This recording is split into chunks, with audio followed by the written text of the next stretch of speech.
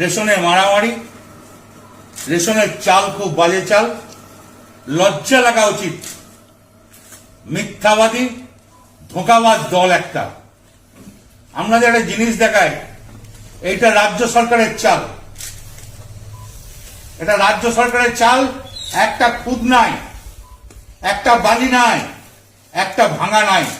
দেখুন রাজ্য সরকারের চাল, দেখুন রাজ্য সরকারের চাল দেখুন। আর বলছে রাহুল সিনহা কি বললো, যে খাদ্যমন্ত্রীকে পদত্যাগ করতে হবে।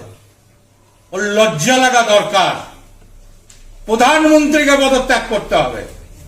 এই দেখুন কেন্দ্র সরকারের চাল, এফসিআর, মানুষ খাবার যোগ্য নয়। দেখুন এফসিআর চাল, ছত্তিশগড় থেকে এসছে।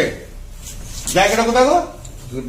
বিলাসপুর থেকে এসছে এবং রায়পুর। 17-18 চাল গোডাউন থেকে দিল।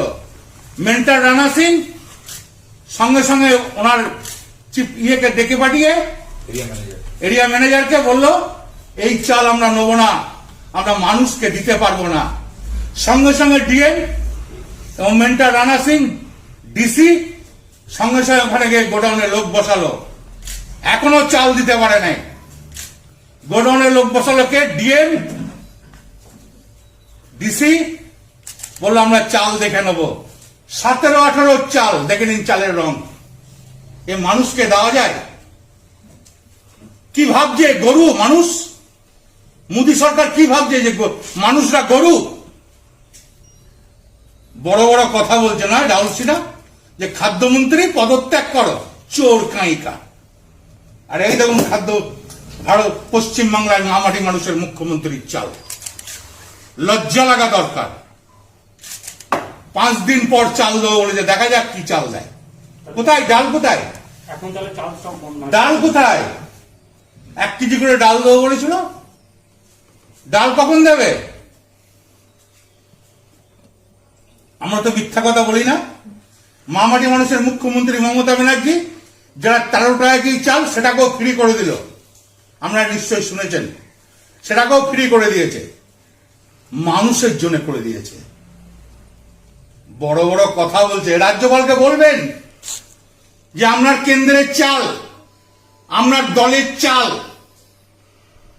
আর এই দেখুন জ্যোতির্ময় মল্লিক খাদ্যমন্ত্রীর চাল, পশ্চিমবাংলার মামাটি মানুষের মুখ্যমন্ত্রীর চাল।